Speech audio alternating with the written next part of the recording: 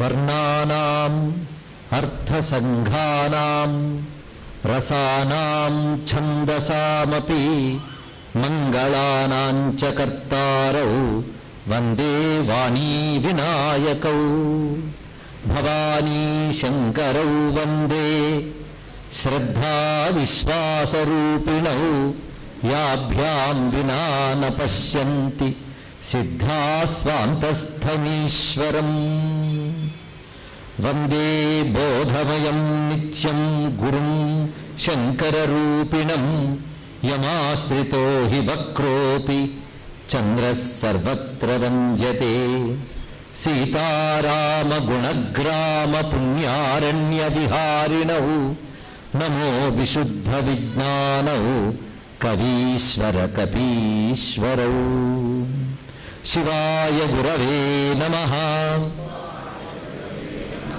శ్రీమాత్రే నమః శ్రీ విష్ణురూపాయ నమః శివాయ శ్రీరామ జయ జయ రామ నమో మహద్భ్యో ఋషిభ్యో గురుభ్యః శ్రీ శారదాంబాయై నమః శ్రీ చంద్రమౌళీశ్వరాయ నమః శ్రీ శ్రీ శ్రీ జగద్గురు భారతీతీర్థ మహాస్వామినే నమో నమః శ్రీ శ్రీ శ్రీ జగద్గురు విధుశేఖర భారతీ మహాస్వామినే నమో నమః. శ్రీ శారదాంబామయమైన ఈ సభా సదస్సుకి సవనీయ నమస్సులు సమర్పణ చేసుకుంటూ ఈ రోజున ధన్యాత్మురాలైన శ్రీమతి నిడుమోలు ప్రసూనమ్మ గారు రచించినటువంటి సాకేత సార్వభౌమ అనేటువంటి రామగ్రంథాన్ని ఇవాళ ఆవిష్కరించుకుని ధన్యత పొందే అవకాశాన్ని కల్పించిన పెద్దలు శ్రీ రమణాచార్య గారికి ముందు నేను కృతజ్ఞతలు చెప్తూ ఉన్నాను. ఈ గ్రంథం ఇవాళ మధ్యాహ్నమే నేను చూడడం జరిగినది. ఇంటికి చేరిన వెంటనే గ్రంథాన్ని చూస్తూ ఇక్కడికి వచ్చే వరకు అదే పఠనం చేస్తూ గ్రంథాన్ని స్థాళీపులాకం కంటే కొంచెం ఎక్కువగానే పఠించడం జరిగినది ఈ గ్రంథాన్ని. అయితే ఇవాళ నాకు ఈ గ్రంథం గురించి మాట్లాడడం కంటే తులసి రామాయణం గురించి మాట్లాడాలని కోరుకున్నారు నిర్వాహకులు. నా విషయం కూడా తులసి రామాయణం చెప్దామని, కానీ ఈ గ్రంథం తులసి రామాయణమే తెలుగులో కనుక ఇప్పుడు నేను తులసి రామాయణం గురించి చెప్పినా ఈ గ్రంథం గురించి చెప్పినట్లే కనుక ఇప్పుడు తులసీదాసు రామచరిత మానసం గురించి ప్రస్తావన చేయడం జరుగుతున్నది. ఇక్కడ రామచరిత మానసం చదివిన తర్వాత ఇది చాలా కాలం క్రితం చదువుకోవడం జరిగింది. దానిపై ఒక విశేషమైన ప్రవచనం చేయాలని కోరికగానే మిగిలిపోయింది. కానీ ఇవాళ అది కొంతలో కొంత తీరుతోంది. మొట్టమొదటిసారిగా రామచరిత మానసంపై ప్రసంగం చేయడం ఇదే ప్రారంభం. నాకు అది సంతోషకరమైన అంశం. అయితే రామభక్తులు, బహుశాస్త్రవేత్త, వేదాంత పురాణాది గ్రంథాల్లో ప్రవీణులైన మా నాన్నగారి ద్వారా అటు వాల్మీకి రామాయణం, ఇటు అధ్యాత్మ రామాయణం, ఇటు బహుపురాణములు ఇవన్నీ పఠనం చేసి అనేక రామకథల్ని పరిశీలన చేసి రామ ఆరాధన, రామోపాసన చేసుకున్న అనుభవంతో రామచరిత మానసం చదివిన తర్వాత ఎంతో దివ్యమైన ఒక అనుభూతి కలిగినది. దాన్ని ఈరోజు ఆవిష్కరించుకోవడం జరుగుతోంది. ఇవాళ ప్రారంభ శ్లోకాలు ఏవైతే చదువుకున్నామో అవన్నీ కూడా తులసీదాసు రామచరిత మానసంలోని ప్రారంభ శ్లోకాలే. అసలు ఆ ప్రారంభ ప్రార్థన శ్లోకాల మీద వ్యాఖ్యానిస్తేనే చాలా ఉన్నది ఇక్కడ. మొట్టమొదటిగా వర్ణానాం అర్థసంఘానాం రసానాం ఛందసామపి మంగళానాం చ కర్తారౌ వందే వాణీ వినాయకౌ. తాను ఏది చేయబోతున్నారో వాటికి కావలసిన శక్తిని మని ప్రార్థన చేస్తున్నారు. సాహిత్యానికి కావలసింది అక్షరములు, అర్థము, రసము, ఛందస్సు, మంగళము ఇవన్నీ కలిగించేటువంటి వాణీ వినాయకులకు నమస్కారము. ఇది ప్రారంభ శ్లోకం. తర్వాత భవానీ శంకరౌ వందే శ్రద్ధా విశ్వాస రూపిణౌ యాభ్యాం వినా న పశ్యంతి సిద్ధా స్వాంతస్థమీశ్వరం. ఒక్క శ్లోకం ఎంత విశేషంగా చెప్పారంటే భగవంతుని మనం ఆవిష్కరించుకోవాలన్నా, అనుభూతులకు తెచ్చుకోవాలన్నా సాధన ఒక్కటే శ్రద్ధ, మరొకటి కాదు. యాభ్యాం వినా న పశ్యంతి సిద్ధా స్వాంతస్థం ఈశ్వరం. ఏది లేకపోతే సిద్ధులు తమలో ఉన్నటువంటి పరమాత్మను తెలుసుకోలేరో అటువంటి శ్రద్ధారూపుడైన శివునికి నమస్కారము అన్నారు ఇక్కడ. ఆ చెప్పేటప్పుడు ఏంటంటే భవానీ శంకరులకు శ్రద్ధా విశ్వాస రూపులైన భవానీ శంకరులకు నమస్కారం అన్నారు. అంటే పార్వతీ పరమేశ్వరులు అంటే వాగర్థావివ సంపృక్తం అంటాం, కానీ ఏమన్నారంటే శ్రద్ధా విశ్వాసములే పార్వతీ పరమేశ్వరులు అన్నారు. ఇందులో చమత్కారం ఏంటంటే విశ్వాసమైన శ్రద్ధన్న ఒకటే అర్థం, అందుకు శ్రద్ధా విశ్వాసం రెండు ఒకటే అర్థం, శివశక్తులు ఒకటే అని చెప్పడం అందరూ చూపుతున్నటువంటి చమత్కారం. అయితే శాస్త్రములో చెప్పినటువంటి దాన్ని, గురువు చెప్పిన వాక్యాన్ని విశ్వసిస్తే శ్రద్ధ అంటారు. ఏదో మనకు తోచింది నమ్మితే దాని విశ్వాసం అంటారు. ఇది తేడా. మొత్తాన్ని శాస్త్రవాక్య విశ్వాసమే శ్రద్ధ గనక అటువంటి సంస్కృత సంపన్నమైనటువంటి శ్రద్ధా విశ్వాసములు పార్వతీ శంకరులు అని ఎంత అందంగా చెప్పాడు తులసీదాసు. దాని తర్వాత గురువైన శంకరుడికి నమస్కారం అని చెప్తున్నాడు. ఎందుకంటే విష్ణు భక్తులకు శివుడు గురువు, శివభక్తులకు విష్ణువు గురువు. అందుకు రామమంత్రం ఇచ్చినవాడే శివుడు, ఈశ్వర ఉవాచ. అంతేకాదు రామచరిత మానసము రాయించుకున్నవాడు ఈశ్వరుడు, కాశీ విశ్వనాథుడు. కాశీక్షేత్రంలో నివసించాడు మహానుభావుడు మన తులసీదాస్. ఆయన పుట్టిన మాత్రం యముని దగ్గర రాజనాథ్ అనేటువంటి గ్రామంలో 1497 పుట్టాడు మహానుభావుడు. 1623లో దివంగతుడయ్యాడు, రామునిలో ఐక్యమయ్యాడు. అంటే 126 ఏళ్ళు జీవించిన వ్యక్తి ఆయన. అంటే వేదము చెప్పినటువంటి సాగ్ర పురుషాయుష్ అంటే అది అర్థం. మానవుడు నిజంగా బ్రతికితే పూర్ణాయువు ఎంత అంటే 126 ఏళ్ళని వేదం చెప్తుంది ఇక్కడ. దాని ప్రకారం జీవించిన వారు చరిత్రలో కొందరు కనబడతారు. ప్రసిద్ధి చెంది తులసీదాస్, తర్వాత మళ్ళీ విద్యారణ్య స్వామి వారు. తులసీదాస్ 126 ఏళ్ళు జీవించారు. అందులో ఆయన నరహరి యతీంద్రుడి దగ్గర తారకమంత దీక్ష పొంది సిద్ధి పొంది కాశీక్షేత్రంలోనే నివసించారు ఆయన. అక్కడ సాక్షాత్తుగా ఆయన గ్రంథంపై విశ్వనాథుడు సత్యం శివం సుందరం అని రచించినట్టు ఒక ఐతిహ్యం మనకు కనబడుతున్నది ఇక్కడ. అలా శివుని చేత ఆయన ఆజ్ఞ పొంది రచించాడు. అదే భవానీ శంకర వందే అని చెప్పడమే కాకుండా వందే బోధమయం నిత్యం గురుం శంకర రూపిణం అన్నారు ఇక్కడ. శివరూపుడైన గురువులకు నమస్కారము, శివాయ గురవే నమః. ఆ గురువు ఎంత గొప్పవాడంటే వంకరున్నవాడు కూడా ఆయన్ని చేరితే అందరి చేత పూజింపబడినవాడు అయ్యాడు అన్నాడు ఇక్కడ. యమాశ్రితో హి వక్రోపి చంద్ర సర్వత్ర వంజతే అన్నారు ఇక్కడ. వక్రోపి, వంకరవాడైన చంద్రుడు అందరి చేత పూజింపబడుతున్నాడు. ఎందుకంటే ఆయన ఆశ్రయించిన గురువు గొప్పవాడు కనుక అన్నారు ఇక్కడ. అంటే శివగురువుని ఆశ్రయించడం చేత వంకరైన చంద్రుడికే పూజ్యత వచ్చింది. అలాంటి శివగురువునికి నమస్కారము అని నమస్కరించుకుని తర్వాత ఇద్దరికి నమస్కరిస్తున్నారు. సీతారామ గుణగ్రామ పుణ్యారణ్య విహారిణౌ నమో విశుద్ధ విజ్ఞానౌ కవీశ్వర కపీశ్వరు. ఈ కవీశ్వరుడు కపీశ్వరుడు ఇద్దరున్నట్ట, వాళ్ళిద్దరికీ నమస్కారం. అయితే కవులు కపులు కూడా అరణ్యాల్లోనే తిరుగుతారు. ఎందుకంటే వేదం ప్రకారంగా కవి అంటే ఋషి అని అర్థం. వేదంలో కవి శబ్దం ఋషికి వాడబడింది. ఋషులు ఎక్కడ ఉంటారు? అరణ్యంలో ఉంటారు. మరి కపి ఎక్కడ ఉంటాడు? అరణ్యంలో ఉంటారు. ఒక కవి ఒక కపి ఒక అడవిలో తిరుగుతున్నారు. ఆ అడవి ఏమిటంటే సీతారామ గుణగ్రామ పుణ్య అరణ్యం. సీతారాముల యొక్క గుణ సమూహములనేటటువంటి దివ్య వృక్షములతో విరాజిల్లే రామాయణ నామక పుణ్యారణ్యంలో విహరించే కవీశ్వరునికి కపీశ్వరునికి నమస్కారము. అంటే వాల్మీకి ఆంజనేయ స్వామి వారికి నమస్కారం అని ఉభయుడికి నమస్కరించుకున్నాడు. ఎందుకంటే హనుమంతుడంటే మీకు చాలా భక్తి. ఆ విశ్వనాథుడు హనుమంతుడు. అందుకే సంకటమోచన ఆంజనేయ స్వామి మందిరాన్ని నిర్మాణం చేశారు. తులసీదాస్ వచ్చిన తర్వాత ఆంజనేయ భక్తి ఎంత విస్తరించిందో. అందుకే ఆ మహానుభావుడు హనుమాన్ చాలీసా, వినయ పత్రిక, హనుమాన్ బావుక్, సంకటమోచనాష్టక్ ఇలాంటివి ఎన్నో రచించాడు ఆ మహానుభావుడు. హనుమంతుడి సాక్షాత్కారం పొంది హనుమంతుని ద్వారా రాముని పొందాడు కనుక ఆయనకి హనుమంతుడంటే గురుభావని. హనుమంతుడు వాల్మీకి ఇద్దరికీ నమస్కారం చేసుకున్నాడు. తర్వాత ఇప్పుడు తాను రచించబోయే తులసీ రామాయణం ఎలాంటిదో చెప్తున్నాడు. అసలు తులసీ రామాయణం యొక్క స్వరూపాన్ని ఆవిష్కరించడమే ఈ ప్రవచనం యొక్క పరమార్థం. మొత్తం రామాయణం ఎలాగో చెప్పలేమని తెలిసే కూర్చున్నాం మీరు నేను కూడా. కానీ ఆ రామాయణం తులసీ రామాయణం ప్రత్యేకత ఏమిటో చెప్పదలుచుకున్నాం. కేవలం సాహిత్య దృష్టితో చూసేవాళ్ళు ఏమంటారంటే తులసీ రామాయణం అనేది ఆయన అనేక కల్పనలు చేశారు, అవాల్మీకాలు ఎక్కువ ఉన్నాయి అంటారు. ఈ సాహిత్య దృష్టి, తర్క వితర్కాలు, ధర్మాధర్మ మీమాంసలు ఇవన్నీ విడిచిపెట్టి భక్తి అనే ధాతు ఉంటే మాత్రం తులసీ రామాయణాన్ని శిరస్సును పెట్టుకుని నమస్కరించుకుంటామండి. అంతేకాదు తులసీ రామాయణం చదివితే అనిపిస్తుంది నిత్య పారాయణ చేయదగ్గ గ్రంథము అని. అలా చేస్తున్నారు నేటికి కూడా. తులసీ రామాయణాన్ని ఎలా పారాయణ చెయ్యాలి అనే క్రమం ఉంది. ఇది ఆనాటి నుంచి అంటే తులసీదాస్ వారు రామాయణం రచించిన 16వ శతాబ్దపు మధ్య భాగంలోంచే పారాయణ చేసేవారు జీవితకాలంలోనే. ఇది పారాయణ యోగ్యమైన గ్రంథం.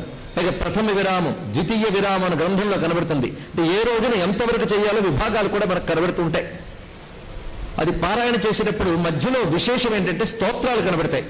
అందులో రామస్తోత్రాలు అనేకం గోచరిస్తాయి మనకు మొదటి నుండి కూడా. అహల్యకృత రామస్తుతి కానీ, అలాగే శివకృత రామస్తుతి, బ్రహ్మకృత రామస్తుతి, ఋషికృత రామస్తుతులు, ఇలా అనేక రామస్తోత్రాలు కనబడతాయి. ఆ రామస్తోత్రాలు ఒక్కటి తెలుసుకుంటే ఎంత లోతైనటువంటి వేదాంత జ్ఞానం, ఉపాసన రహస్యం కలిగిన వాడు తులసీదాస్ అనిపిస్తుంది మనకి.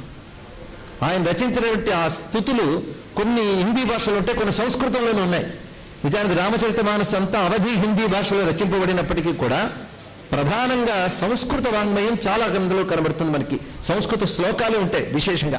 ఇప్పుడు ఎలాగైతే భవానీ శంకరు చదువుకున్నామో అలాంటి శ్లోకాలు ప్రతి కాండకి ముందు ఉంటాయి, మధ్యలో ఉంటాయి, మళ్ళీ చివరిలో కనబడుతూ ఉంటాయి ఇక్కడ. అంటే ఆయన సంస్కృత భాషలో ఎంత ఉద్దండ పండితులు తెలుస్తుంది. పైగా బహు పురాణ శాస్త్రవేత్త, ఆయన వివిధ శాస్త్రములు తెలిసినవాడు, గొప్ప కవి. ఇన్ని ఉంటూ ఆయన నాకేమీ తెలియదు అంటాడు. బహుశా ఎన్నో తెలుసు కనుక ఆ మాట అన్నాడు. ఆయన తెలియదు అనాలంటే ఎన్నో తెలియాలట. అటువంటి సంస్కారం కలిగినటువంటి మహానుభావుడు. అందుకే ఆయన యొక్క పాండిత్య ప్రతిభ, కవిత్వ, చమత్కారం అన్నీ కనబడతాయి. అన్నిటికీ నుంచి అత్యంత వినయం. ఎందుకంటే భక్తుడు అనేవాడికి ప్రధానంగా ఉండే లక్షణం ఏంటంటే వినయం. అహంకారం ఎంత అరిగిపోతే వాడు అంత భక్తుడు అవుతాడు. ఇది తెలుసుకోవాల్సింది ఇక్కడ. అది అహంకారం అరగదీస్తున్న కొద్దీ, వినయం పెరుగుతున్న కొద్దీ భక్తి పెరుగుతూ ఉంటుంది ఇక్కడ. అందుకే ఆ వినయ సంపద అడుగడుగునా కనబడుతుంది. ఆయన అంటాడు, నాకు పాండిత్యం తెలియదు, కవితా చమత్కారాలు తెలియదు, ఏమీ తెలియని అల్పుడిని రచిస్తున్నాను అంటాడు ఇక్కడ. దాన్ని బట్టి ఆయన అల్పుడిని మనం అనడానికి వీలు లేదు. అన్ని తెలిసినవాడు ఆయన. మరి పోతన గారు ఎంత వినయంగా చెప్పలేదు, అంత భక్తుడు గనక. కానీ భక్తి సంపద గలవారు ఎంత వినయంగా ఉంటారో వినయమంతా ఇందులో మనకు గోచరిస్తూ ఉంటుంది ఇక్కడ. అసలు ప్రారంభంలోనే అవతారికి చాలా విశేషంగా రచించారు. ఆయన రామాయణాన్ని ఎలా చూడాలి ఇది కూడా తెలుసుకోవాలి. ఒక గ్రంథం పరిశీలించేటప్పుడు ఆ గ్రంథం పట్టుకోవడానికి మనకు కొన్ని అర్హతలు, కొన్ని సంస్కారాలు, కొంత మానసిక సంసిద్ధత అవసరం. ఇక్కడ ప్రిపరేషన్, మనకోటి ప్రిపరేషన్ అవసరం. ఆ గ్రంథం పుచ్చుకోవడానికి ఒక అర్హత ఉంటుంది. ఆ గ్రంథంలో ఏం చెప్పారో తెలుసుకోవాలి. అన్నిటిని ఒకలా చూడడం కాదు. కొందరు వాల్మీకి రామాయణం ఉందండి కానీ అది ఇలా ఉండదండి, అది ఇలా ఉండదు కనుకనే దీన్ని తులసి రామాయణం అన్నారు. ఇది తులసి రామాయణం. ఇది విశ్వనాథ్ గారు అన్నట్టు ఇది నా రామాయణం బట్టిదే అన్నారు. ఎవరి రామాయణం వాళ్ళది, ఏం చేస్తాం. కానీ తులసి రామాయణం ప్రత్యేకత, ఇందులో కొన్ని రామాయణం లేని వృత్తాంతాలు, లేని పాత్రలు కనబడతాయి. అవి తీసుకుని తులసీదాస్ ఇలాగా కల్పన చేశారంటారు సాహితీవేత్తలు. కానీ సంప్రదాయవేత్తలు అయితే ఆ మాట అనరు. సంప్రదాయవేత్తలు, సాహితీవేత్తలు వీళ్ళిద్దరు రెండు సమాంతర ప్రవాహాలండి. సంప్రదాయవేత్తలు జాగ్రత్తగా తెలిస్తే బహుపురాణముల యందు, వేదముల యందు చెప్పబడ్డ రామకథని అనుభవించి ఆ అనుభూతిని రామచరిత మానసంగా ఆవిష్కరించారు తులసీదాస్ అని చెప్తారు ఇక్కడ. అందుకు బహుపురాణాల్లో చెప్పబడ్డ రామకథలో రసవంతమైన, ఔచితీయవంతమైనటువంటివన్నీ ఒకచోట సమీకరించి ఆ మహానుభావుడు తనదిగా చేసుకుని తనదిగా ప్రకటించాడు ఈ గ్రంథం ద్వారా. ఒక విధంగా చెప్పాలంటే ఉన్న రామాయణాలను తీసుకుని రాశారనడానికి లేదు ఇక్కడ. రామాయణాన్ని అనువదించి రాసేవాళ్ళు కొందరంటారు, రామాయణాన్ని అనుభవించి రాసిన వాడు తులసీదాస్ ఇక్కడ. ఆ అనుభవాన్ని ఆయన అందించాడు ఇక్కడ. అందుకు అనుభూతి గ్రంథము అని మనం తెలుసుకోవాలి. అందులో ఏం చెప్తున్నాడో తానే చెప్పాడు. 2-3 చోట్ల చెప్తాడు.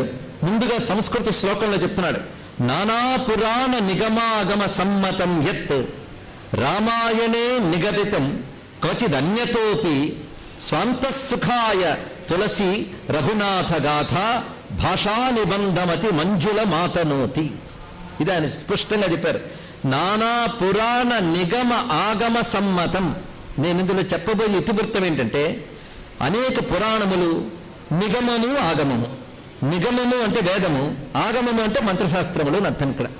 నిగమముల యందు, ఆగమముల యందు, పురాణముల యందు సమ్మతమైన కథను నేను చెప్తున్నాను. అంటే అవి ఏవైతే అంగీకరించాయో ఆ ఇతివృత్తాన్ని నేను స్వీకరిస్తున్నాను అని వస్తువు ఎక్కడి నుంచి స్వీకరించాడో మొదలు చెప్పాడు. అంతే కదా, రామాయణే నిగదితం, రామాయణంలో చెప్పబడిదన్న దాన్ని చెప్తున్నాను. క్వచిత్ అన్యతోపి, కొన్ని చోట్ల అన్యతః, ఇతరముల నుంచి గ్రహించిన అంశములు కూడా వివరిస్తున్నాను ఇక్కడ. ఎందుకయ్యా ఇంత రాస్తున్నామంటే రఘునాథ గాథని స్వాంతఃసుఖాయ, గొప్ప మాట ఉన్నారు ఇక్కడ. నా సుఖం కోసం, నా ఆత్మ కోసం, శ్రీ కైవల్య పదంబు చేరుటకుని అన్నట్లుగా స్వాంతఃసుఖాయ. అది కనుక తులసీదాస్ రామాయణం ఎందుకు రాశారు? స్వాంతఃసుఖాయ. దాన్ని భాషా నిబంధమతి మంజుల మాతనోతి. ఈ గ్రంథ రచన ఎంత గొప్పగా ఉంటుందంటే ముందుగా ఇష్టదేవతా స్థుతి మొదలైనవన్నీ కావ్య సంప్రదాయాన్ని అనుసరించి చేస్తుంటారు. ఒక్కొక్కటి మనకు చెప్పడానికి సమయం లేదు గనక ఆయన చేసిన ఔచిత్యాలు చెప్పుకుంటూ వెళుతూ ఉంటాం.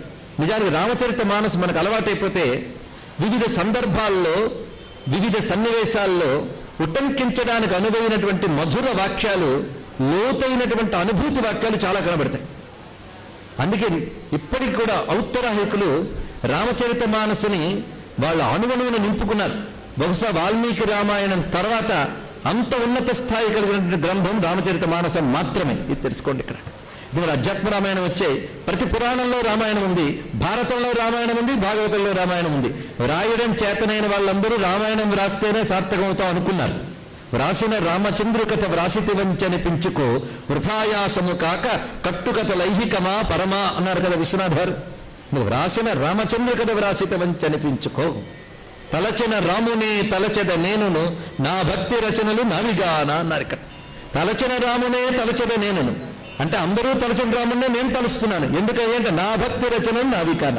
అంతేకాదు, తలచిన రామునే తలచడం కాదు, తలచిన రామునే తలచెద నేను, అది అందులో భావం. నేను రాముణ్ణే తలుస్తాను అనే భావం చేత ఆ రామచంద్రమూర్తి గురించి కీర్తిస్తూ సత్పురుషులకు నమస్కారం చేస్తున్నారు. ఎందుకంటే ఒక సంప్రదాయం ఉంది ప్రాచీన సంప్రదాయంలో, మనం తెలుగు ప్రబంధాల్లోనే అనుకుంటాం, ప్రాచీన సంస్కృత కావ్యాల్లో కూడా కనిపిస్తున్నది. అదేమిటంటే సుకవి స్తుతి కుకవి నింద అనేది ఇక్కడ. అంటే సత్కవుల్ని సత్పురుషుల్ని స్తుతించడం, కుకవుల్ని నిందించడం. ఇది ఎందుకు చెప్పడం అంటే అసత్పురుషులను నిందించడం అని పని పెట్టుకుని కాదు, అసలు అసత్పురుషులంటే ఎవరో చెప్తారు, వాళ్ళ జోలికి వెళ్లకుండా ఉండడానికి జాగ్రత్త పడతారు. అందులో సుకవి స్తుతి ఎంత గొప్ప చేశారంటే సత్పురుషులను స్తుతిస్తారు ఇక్కడ. ఇది తులసి కవిత్వం మహిమ గురించి చెప్తున్నాం. బంధగు సంత సమాన చిత్ హిత అనహిత నహి కోయి, అంజలి గత శుభ సుమన జిమి సమసుగంధ కరదోయి, సంత సరళ చిత్ జగత హిత్ జాని శుభాహు సనేహు, బాల బెనుయసుని కరికృప రామచరణ రతిదేహు అన్నారు ఇక్కడ. అంటే సత్పురుషులు నమస్కరిస్తున్నాను. సత్పురుషులు ఎలాంటి వాళ్ళంటే ఆశ్రయించిన వాళ్ళు ఎలాంటి వాళ్ళైనా వాళ్ళు గౌరవిస్తారు. ఇదేంటంటే పువ్వుల్ని మనం రెండు చేతులతో పట్టుకున్నప్పుడు ఎడం చేత్తో కుడి చేత్తో పట్టుకున్నా పువ్వులు కుడి చేతికి ఎడమ చేతికి సమానంగా వాసనని ఎలా ఇస్తాయో సత్పురుషులు ఆశ్రయించిన వారిని సమదృష్టితో చూస్తారు అన్నారు. ఇలాంటి చమక్కులు, కవితారూప చమత్కృతులు అడుగడుగునా కనబడతాయండి తులసీదాస రామాయణంలో. అంటే సత్పురుషులు ఎలాంటి వారు, ఎంత తగ్గ పువ్వులు వంటి వారు, పట్టుకున్నది ఎడమ చెయ్యైనా కుడి చెయ్యైనా సుగంధబంధురమైనట్లుగా సత్పురుషులను ఆశ్రయించిన వారు వారి చేత ప్రభావితులవుతారు. వారికి నేను నమస్కరిస్తూ కోరుకుంటున్నది ఏమిటి అంటే రామచరణ రతిదేహు, నాకు రామ పాదాలపై ఆసక్తి కలిగించి ఆయన కృప లభింపజేసేటట్టు చెయ్యండి అని సత్పురుషులను ప్రార్థిస్తూ అసత్పురుషులకి మిమ్మల్ని నమస్కరిస్తున్నాను, మీరు కాస్త దూరంగా ఉండండి అన్నారు. వాళ్ళకి దండమే, వీళ్ళకి దండమే. దగ్గరికి రావడం కోసం వాళ్ళకి, దూరంగా పొమ్మనడం కోసం వీళ్ళకి దండం. మీరు చాలా గొప్పవారు, దయచేసి మా జోలికి రాకండి. అయితే మీకు ఎన్ని చెప్పినా మీరు ఒకేలా ఉంటారు, అది గొప్ప విషయం మీ దగ్గర ఉన్నది అంటున్నారు ఇక్కడ. అసత్పురుషుల రహస్యం మై అపనీదిసి కిన్హ నిహోర తిన్హ నిజ ఓరన లాగుబ భోర. ఎలా చెప్పినా మీ నైజ గుణం మానదు, కనుక మీ నమస్కారం. ఎందుకంటే పాయస పలియగి అతి అనురాగ ఓహి నిరాంశ కబహుకి కాగా. కాకి పాయసం పెట్టి ప్రేమగా లాలించిన అది మాంసం ముక్కలు తినడం మానుతుందా? మీకు ఎంత హితంగా చెప్పినా మీరు చెయ్యవలసిన చెడు తలంపులు చేయడం మానేస్తారా అన్నాడు ఇక్కడ. దుష్టపురుషుల గురించి అలా చెప్పాడు. బంధగు సంత అసజ్జన చరణ దుఃఖప్రద ఉభయ బీచ కచుభరణ విచురత ఏక ప్రాణ హరిలేహి మిలిత ఏక దిక్క దారుణ దేహి. చాలా గొప్ప విషయం చెప్పాడు. సత్పురుషులు అసత్పురుషులు ఇద్దరు ఒక్కలాంటి వాళ్లే, ఇద్దరు దుఃఖాన్ని కలిగిస్తారట, ఇద్దరు దుఃఖదాయకులు. ఎవరు? సత్పురుషులు అసత్పురుషులు. ఎలా అంటే సత్పురుషులు మనకు కలిసినప్పుడు ఆనందంగా ఉంటుంది, వారు వెళ్ళిపోతూ ఉన్నప్పుడు ప్రాణాలు తట్టుకోలేక ఏడిపిస్తుంది. కానీ వెళ్ళిపోతూ సత్పురుషులు ఏడిపిస్తారు, వస్తూ అసత్పురుషులు ఏడిపిస్తారు. ఇప్పుడు దుఃఖాన్ని ఇస్తే ఏడిపిస్తారు, కానీ ఇద్దరు దుఃఖాన్ని కలిగిస్తున్నారు మనకి. అంతేకాదు సత్పురుషులు వేరు చోట, అసత్పురుషులు వేరు చోట ఉండరు. వీరికో కాలనీ వారికో కాలనీ అక్కడ లేదు, అందరూ ఈ ప్రపంచంలోనే దొరుకుతారు. ఏం చేస్తామన్నాడు ఇక్కడ. ఈ ప్రపంచంలో రెండు కలిసే ఉంటాయి. ఉపజహి ఏక సంగ జగమాహి జలజ జోక జమి గుణబిల్లగాహి సుధాసురా సమసాధు అసాధు జనక ఏక జగ జలది అగాధు. ఎంత అందమైన చౌపాయిలు చెప్పాడో చూడండి. ఉపజహి ఏక సంగ జగమాహి, ఇద్దరు ఒకే చోట దొరుకుతారు. ఎందుకంటే జలజాలు జలగలు రెండు కూడా నదిలోనే దొరుకుతాయి కదా. అదేవిధంగా పుట్టిన చోట్ల గురించి ఆలోచిస్తే క్షీరసాగరాలు అమృతమే కాదు, దానికి ముందు సొర కూడా పుట్టింది, విషం కూడా పుట్టింది. కానీ విషానికి, సొరకి, అమృతానికి పుట్టినిల్లు ఒకటే. కనుక సత్పురుషులకి అసత్పురుషులకి జగత్తే పుట్టినిల్లు అనే విషయాన్ని అంత అందంగా చెప్పి ఆ తర్వాత సాధ్ అసాధ్ సదన సుఖసారి సుమిరవు రామదేహి గనిగారి. ఇక్కడ నేను రచన చేయబోతున్నాను, నేను గొప్పవాణ్ణి కాదు, కానీ గొప్ప వస్తువు గురించి చెప్తున్నాను కనుక రచన గొప్పది అన్నాడు ఇక్కడ. ఎందుకంటే ఎలాంటి రచనైనా రాముని గురించి చెప్తున్నాను కానీ ఇది గొప్పదే. ఇది ఎలాంటిది అంటే సాంగత్య మహిమయ్యా. చిలుకలు సాధువుల ఇళ్లలో పెరిగితే రామారామా అనడం నేర్చుకుంటే, దుర్మార్గుల ఇంట్లో పెరిగితే తిట్లు నేర్చుకుంటాయి అన్నాడు ఇక్కడ. కనుక చిలక తప్పే ఉంది, అది పెరిగిన వాతావరణం. అదేవిధంగా సత్పురుషుల వల్ల మంచి పలుకులు నేర్చుకుని నేను పలుకుతున్నాను ఇక్కడ. భన్నతి మోరి సబ గుణ రహిత్ విశ్వ విదిత గుణ ఏక్ సో బిచారి సుమి అహి సుమతి జిన్హకే బిమల బిబేక్. నా రచనలో ఏ గుణము లేదు, వినయంగా చెప్తున్నాడు. కవిత్వాలు, పాండిత్యాలు, చమత్కారాలు ఏదీ తెలియదు, కానీ ఒక్క గుణం అన్నది. అదేమిటంటే విశ్వవిదిత గుణ ఏక్, విశ్వవిదితమైన గొప్ప గుణం అన్నది. అదేమిటంటే రామచంద్రమూర్తిని స్తుతించరు, అది గొప్పది అన్నాడు ఇక్కడ. ఇది ఎలాంటిదంటే రాముని ప్రసంగం వల్ల ఏ మాటైనా గొప్పదవుతుంది. ఎందుకంటే పొగ చాలా అసహ్యకరమైనదే, మలినంతో కూడినదే. కానీ అగరు నుంచి, సాంబ్రాన్ నుంచి వచ్చే పొగ దివ్యంగా పరిమళంగా ఉంటుంది కదా. అదేవిధంగా ధూమహు తజ సహజ కురు ఆయి అగరు ప్రసంగ సుగంధ బసాయి భనితి భదేశ బస్తు బలిబరని రామకథా జగమంగళకరణి. నేను పొగలాంటి వాడినే, కానీ రాముడనేటువంటి అగరుతో సాంగత్యం వహించడం వల్ల ఈ పొగకు పరిమళం వచ్చింది. కనుక నా కావ్యం కూడా అంత పరిమళం అవుతున్నది. అంతేకాదు, చితాభస్మం అమంగళకరమే, కానీ శివుని ఒంటిని అంటుకుంటే అది విభూదైపోయింది కదా. కనుకనే పలికిన పలుకులు అసమగ్రములైన రామమయమై ఉన్నాయి దివ్యములు అన్నాడు చెప్తున్న విషయం. శ్యామ సురభిపయ బిసద అతి గుణద కరహి సబుపాన గిరా గ్రామ్యసి రామ జస్ గావహి సునహి సుజాన. నిజానికి లౌకిక భాషలో రచించబడిన గ్రంథం తులసి రామాయణం. అంతవరకు గీర్వాణ భాష, దేవభాష అయిన సంస్కృత రామాయణాలకి ప్రాధాన్యం. అత్యంత ముఖ్యమైనటువంటి వాల్మీకం కానివ్వండి, అటు తర్వాత అధ్యాత్మ రామాయణాలు, కాళిదాసాదులు రచించిన రఘువంశం, ఇవన్నీ కూడా సంస్కృతమే. ఈయన గ్రామ్య భాషలో చెప్తున్నాడు, లౌకిక భాషలో. అందుకే గిరా గ్రామ్య సి రామ జస్ గావగి సునహి సుజాన. సియ రామ జస్ అంటే సీతారాముల యశస్సుని గిరా గ్రామ్య, గ్రామ్య పలుకులతో పలుకుతున్నాను. గ్రామ్య పలుకులతో పలికినా పలికేది రాముడి గురించి కదా. కనుక రాముడు గొప్పది. కనుక రామభక్తులు చెప్తున్న రాముడిని చూస్తారు కానీ ఏ భాషలో చెప్తున్నానో చూడరు. ఎందుకంటే నల్లావైనా తెల్లావైనా పాలు కావలసిన వాళ్ళు రెండింటి సమానంగా ఎలాగ చూస్తారో అదేవిధంగా నా పలుకులు గ్రామ్యమైన, వచ్చే క్షీరం మాత్రం రామకథ కదా అన్నాడు. ఇలాంటి అనేకమైన చమత్కారాలు, వర్ణనలు, ఒకటేమిటి కవితా లక్షణాలు పుంఖాలుగా మనకు కనబడతాయి. పైగా ఎప్పుడైనా కవిత్వం రచించేవాడు సహృదయుల ప్రశంస మాత్రం కోరుకుంటాడు. ఎందుకంటే విద్వాసుడు మెచ్చిందే పాండిత్యం, విద్వాసుడు మెచ్చిందే కవిత్వం. కానీ సాధారణంగా విద్వాసుడు ఇంకో విద్వాసుడు మెచ్చుకోరు, అదొక లక్షణం ఉంటుంది. కానీ సత్పురుషులు ప్రశంసించాలి అని ఎవరైనా కోరుకుంటారు. అది సహృదయులు అని ఒక మాట ఉన్నది. సహృదయులు అంటే లైక్ మైండెడ్. సహృదయులు, విజ్ఞులు దీన్ని స్వీకరించాలి. విజ్ఞులు స్వీకరిస్తే కానీ దీనికి విలువ లేదు, అది కూడా ఒప్పుకుంటున్నాడు. ఎందుకంటే మణిమానిక ముకుతా చెప్పి జయసి అహి గిరి గజ శిరసోహన తైసి నృపకిరీట తరుణీతనుపాయి లహి సకల శోభా అధికాయి. ముత్యాలు, రత్నాలు మన గనుల్లోనూ రాళ్లల్లోనూ ఒక్కొక్కప్పుడు ఏను కుంభస్థలంలోనూ ముత్యపు చెప్పుల్లోనూ దొరుకుతాయట. కానీ అవి అక్కడ దొరికినప్పుడు అందంగా ఉండవు. అది రాజు కిరీటంలోనో యువతులు నగల్లోనో చేరినప్పుడు అందంగా కనబడతాయి. అదేవిధంగా మా రచనలు ముత్యాలైన సహృదయులకు చేరినప్పుడే విలువగా తెలుస్తాయి. ఇదంతా తులసి కవిత్వంతో పాటు అసలు కవిత్వ లక్షణం కూడా తెలుస్తున్నది ఇక్కడ. భగతి హేతు విధి భవన బిహాయి సుమిరత సారద ఆవతి ధాయి రామచరిత సర దిన అనవాయి సౌశ్రమ జాయన కోటి ఉపాయే కవి కోవిద అసహృదయ బిచారి గావగి హరిజస కలిమలహారి కిమిహే ప్రాకృత జనగణగాన శిరధుని గిరా లగత పచితాన హృదయ సింధుమతి సీపసినాన సాతి శారదా కహి సుజాన జౌ బరసి బరబారి బిచారు ఓహి కవిత ముకుతామని చారు. ఇందులో రమ్యమైన ఒక కథను చెప్తున్నాడు. అందుకే ఇదంతా ఒక ఏకధాటిగా చదవడం జరిగింది ఈ చౌపాయిలన్నీ. భగతి హేతు విధి భవన బిహాయి. విధి భవన బిహాయి. విధి భవనం అంటే విధి భవనం అంటే బ్రహ్మగారి భవనం. రామభక్తితో రామకథ రాయాలని ధ్యానం చేయగానే బ్రహ్మభవనం విడిచిపెట్టి సరస్వతి వస్తుందిటండి, అక్కడి నుంచి కదిలి వస్తుందిట. ఎందుకంటే రామకథ రాయాలి అంటే సరస్వతి అనుగ్రహం ఉంటే కదా చెప్పాలి. రాముడి గురించి రాయాలనుంది కానీ కవిత్వం రాదు. అందుకోసం రామకథ రాయాలని ధ్యానం చేయగానే అప్పుడు కవితా సరస్వతి తనంత తాను వస్తుందట. ఎందుకంటే వీడు రామకథ రాసి నన్ను సార్థకం చేస్తాడని వస్తుంది నుండి సరస్వతి. కానీ సరస్వతికి సార్థకత ఎప్పుడు? రామకథ రాసినప్పుడు. అందుకే బ్రహ్మదేవుడు అంతటి వాడు వాల్మీకి వద్దకు వచ్చి మచ్చందాదేవతే బ్రహ్మన్ ప్రవృత్తేయం సరస్వతి అన్నాడు. ఆ సరస్వతి నీ దగ్గరకు వచ్చిందయ్యా అని చెప్పాడు ఆయన. ఇక్కడ అదే భావం ఇక్కడ విధి భవనాన్ని విడిచిపెట్టి సరస్వతి వస్తుంది.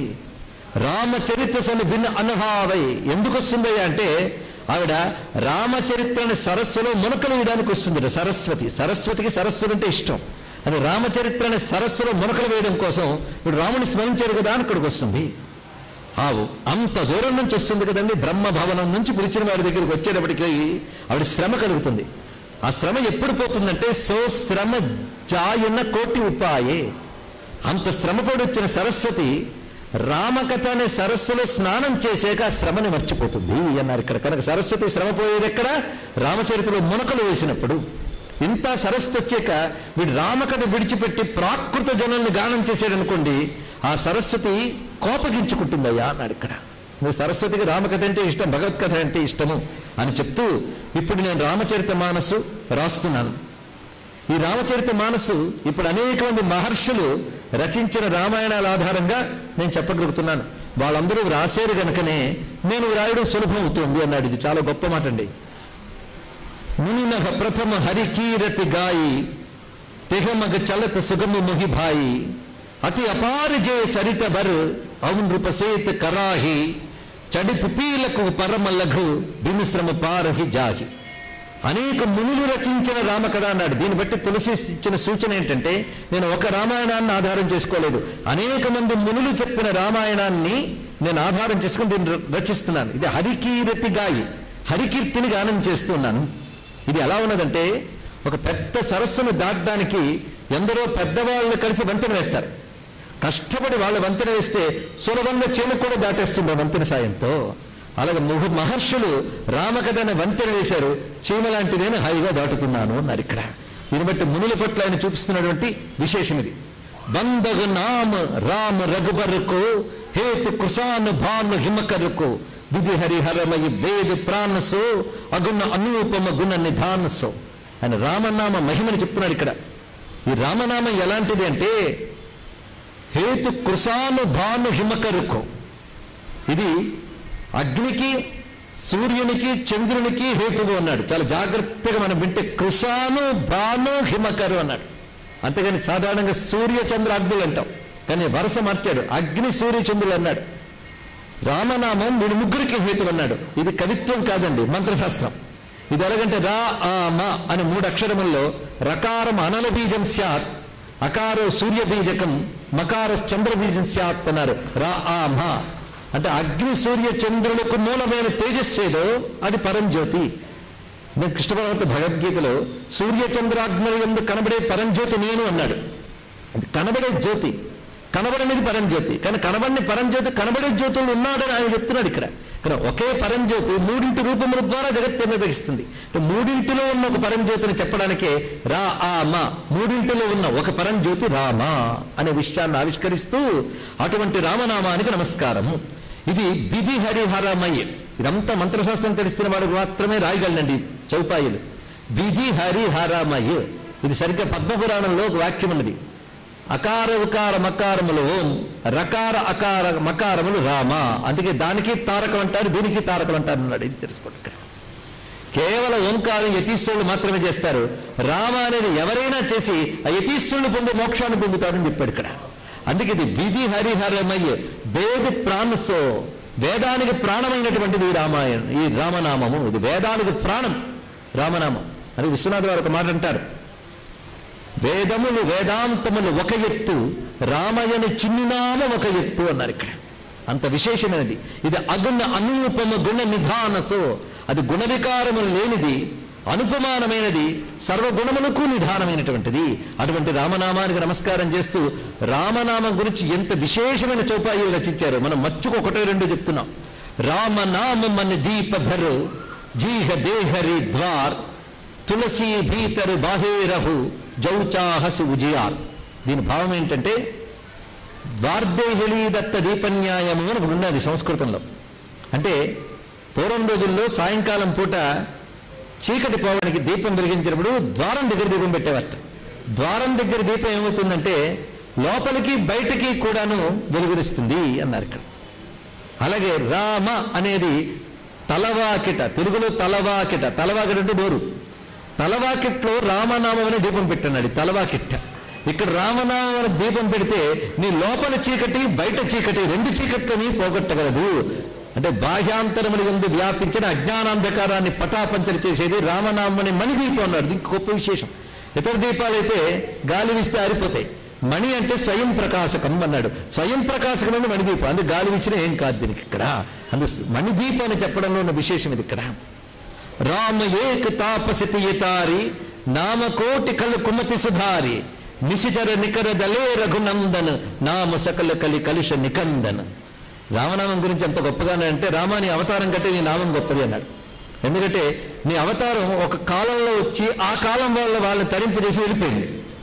కానీ నీ నామం అప్పుడే కాదు ఇప్పటికీ కూడా ఎందరినో తరింపజేస్తుంది కనుక నీకంటే నీ నామం గొప్పదయ్యా. అంతేకాదు ఒక తాపస స్త్రీని తరింపజేసింది నీ నామం. అనేక మంది కుమతులను కూడా ఒక తాపస స్త్రీని తరింపజేసింది నీ రూపం. అనేక మంది కుమతులను కూడా తరింపజేస్తున్నది నీ నామం. అది నీ విశేషమైన. ఆనాడు అహల్యని తరింపజేసావు నువ్వు. ఆ నామం పట్టుకుని ఎందరో తరించిపోతున్నారు ఇక్కడ. నిశిచర నికరదలే రఘునందన్. రామచంద్రమూర్తి రాక్షస సమూహాన్ని నాశనం చేశాడు. రామనామం అంతకంటే ఘోరమైన కలికలుషాలను నాశనం చేస్తున్నది అని విశేషంగా చెప్తూ ఇందులో విశేషమైన అంశములు ఏమిటి అంటే జాగ బలిక జో కథా సుహాయి భరద్వాజముని బరహ సునాయి కహి అహు సోయి సంబాధు బఖాని సునహు సకల సజ్జన సుఖమాని సంభు కిన్హ యహ చరిత సుహావా బహురి కృపాకరి ఉమహి సునావా సోయి శివ కాక భుసుండి దిన్హ రామ భగత అధికారి చిహ్న. దీని భావం ఏంటంటే నేను తులసి రామాయణాన్ని ఎలా రచిస్తున్నాను అని చెప్తున్నారు. ఇది సంవాద రూపంలో కనబడుతుంది. మొదటి సంవాదం ఏంటంటే జాగబలిక్. జాగబలిక్ ఇది అవధి హిందీలోకి మారింది. సంస్కృతంలో ఇది యాజ్ఞవల్క్య అనే శబ్దం. ఇక్కడ యాజ్ఞవల్క్యుడు భరద్వాజుడు వీళ్ళు ఇద్దరి సంవాదముగా రామాయణం రచించాడు. యాజ్ఞవల్క్యుడు భరద్వాజుడు చెప్తున్నట్లుగా ఉంటుంది తులసి రామచరిత మానసం. ఆ చెప్పడం ఎలా ఉంటుంది వాళ్ళను శివుడు పార్వతీదేవికి చెప్తున్నాడని చెప్తాడు. అందుకే శంభు కిన్హ చరిత సుఖావ బహురి కృపాకరి ఉమహి సునావా పార్వతీదేవుడు చెప్తున్నాడు. అంతేకాదు ఆ శివుడు కాకభుసుండి అనేటువంటి మహర్షికి చెప్తే ఆ కాకభుసుండి గరుత్మంతుడికి చెప్పాడు. అంటే సంవాద రూపంలో రామకథ తులసి రామాయణంలో మనకి 3 రూపములుగా కనబడుతుంది. ఒకటి యాజ్ఞవల్క్య భరద్వాజ సంవాదము, రెండవది శివ పార్వతీ సంవాదము, మూడవది గరుడ కాకభుసుండి సంవాదం. 3 సంవాదాలు రామచరిత మానసంలో ప్రత్యేకం. ఇది తులసీదాస కల్పన కాదు. కేవలం సాహితీవేత్తలైతే భావంలోకి వస్తారు. కానీ పురాణమంతా వాంగ్మయాన్నంతటి మథనం చేసిన వాళ్ళు మాత్రం బహు పురాణముల యందు ఉన్న అంశమే ఇది. ఈ కాకభుసుండి అనేటువంటి మహర్షి గురించి తులసీదాస్ చెప్పారు. మనం అనుకుంటాం తులసి కల్పనని, కానీ పురాణంలో కాకభుసుండి గురించి చెప్పారు. నేటికి హిమాలయ పర్వతాల్లో కాకభుసుండి శిఖరం మనకు శిఖరం ఉందండి. కాకభుసుండి టేల్. అది ఇంగ్లీష్లో ఆయన ఒక మంచి ఆర్టికల్ రాశారు దీని గురించి ఒక ట్రావెల్ జర్నల్లో. ఆయన వెళ్ళి వచ్చి కాకభుసుండి శిఖరం అని హిమాలయాల్లో ఒకటి ఉంది. అక్కడ ఒక అందమైన సరస్సు ఉంది. అది కూడా మానస సరస్సులాగే ఉంటుంది. అక్కడ కాకభుసుండి అనే రామభక్తుడు యుగాల కాలం నుంచి తపస్సును ఆచరించుకుంటున్నాడని పురాణ కథ. మరి ఆ పేరుతో శిఖరం ఉంది, అక్కడ ఒక సరస్సు ఉంది. ఆ సరస్సు పేరు రామచరిత మానస్. అదొక విశేషమైన అంశం. అది కూడా ఆలోచించవలసిన అంశం. ఈ పేరుకు రావడానికి కారణం కూడా మనం ఆలోచించవచ్చు. ఇక్కడ ఆ కాకభుసుండి రామతత్వాన్ని చెప్తాడు. అందుకే కొత్తదైనటువంటి రామకథ తీసుకొచ్చేటప్పుడు ఆనాటి వాళ్ళు ఎలా స్వీకరిస్తారా అని ఆలోచించాడు ఆయన తులసీదాస్. అసలు ఈనాటి వాళ్ళకు కూడా ఆయన చెప్పిన అంశం మర్చిపోతే ఈనాటి వాళ్ళు కూడా పొరపాటు పడుతూ ఉంటారు. నిజానికి ఔత్తరాహుడికి ఉన్న భక్తి చాలా విశేషమైనది. వాళ్ళ కృష్ణభక్తి కానీ రామభక్తి కానీ అఖండమైన విశ్వాసంతో ఉంటుంది. తర్క వితర్కాలతో కలుషితం కాదు. అది అంత అద్భుతమైన భక్తి. అది ఇక్కడ మన తర్కాలు ఏం పనికి వస్తాయండి? సత్యాన్ని విచారణ చేసే ముందు సత్యాన్ని గ్రహించాలంటే తర్కం కాదు, తపస్సు కావాలి. ఇక్కడ తపస్సుతో సత్యం తెలుస్తుంది, కానీ తర్కానికి తపస్సు తెలియదు. ఎందుకంటే తర్కం ఎప్పుడూ మన బుద్ధి పరిమితులకు లోబడి ఉంటుంది. సత్యం బుద్ధికి అతీతమై ఉంటుంది. అవునా లేదా? కానీ బుద్ధికి అతీతమైనటువంటి సత్యాన్ని బుద్ధికి లోబడిన తర్కంతో తెలుసుకోలేం. దాని తపస్సు ఒక్కటే శరణ్యం. బుద్ధి తపస్సు చేత పునీతమైతేనే అతీంద్రియత్వం అనేది బుద్ధికి లభిస్తుంది. అతీంద్రియత్వాన్ని పొందిన బుద్ధికే సత్యం సాక్షాత్కరిస్తుంది. అందుకు పురాణాదులు చెప్పిన రామకథని అవగాహన చేసుకోవాలంటే ఒక్కొక్క చోట ఒక్కొక్కలా కనబడుతుంది, కొందరు కన్ఫ్యూజన్ అవుతారు. కానీ తులసిదాస్ ఖచ్చితంగా చెప్తాడు, రకరకాల కల్పాల్లో రామకథలు ఎన్నో జరిగాయి. ప్రతి రామకథ ఒక్కలా ఉండదు, ఒక్కొక్క కథలో ఒక్కొక్క మార్పులు ఉంటాయి. ఆ మార్పుల్లో ఉన్న స్వారస్యాలన్నీ గ్రహించి నేను రాస్తున్నాను అన్నాడు. ఇక్కడ ఎన్ని అవతారాలు జరిగిన రాముడు మాత్రం పరమాత్మే. ఆ పరమాత్మే రాముడుగా వచ్చాడు. అందుకు ఎలాంటి రామకథని చెప్పినా పరమాత్మ కథని చెప్పినట్లే. కాలభేదాలు మన ఈ కాలపు బిందువులోంచి కూర్చొని ఆలోచిస్తే కాలభేదం. కానీ జీవుడికి కాలం ఉందా, ఈశ్వరుడికి కాలం ఉందా? రెండు కాలాతీతాలే. అందుకే పరమాత్మ యొక్క తత్వాన్ని ఎంత విస్తారమైన కోణంతో ఆలోచించాలి. ఈ పురాణ సంప్రదాయం మీద గౌరవం ఉంటేనే రామచరితమానసం, లేకపోతే అది మామూలు సాహిత్య దృష్టితో చూసి సరిపోదండి ఇక్కడ. అందుకే ఈయన ఎక్కడి నుంచి తీసుకున్నాడు, సోర్స్ ఏమిటో అన్ని వివరిస్తున్నాడు ఈయన. అసలు ఈ కథను నేను చిన్నప్పుడు మై పుణ్య నిజగురు సనసుని కథాసో సూకరఖేత సముజీన హితసి బాలపన్ను తబ అతి రహి అచేత.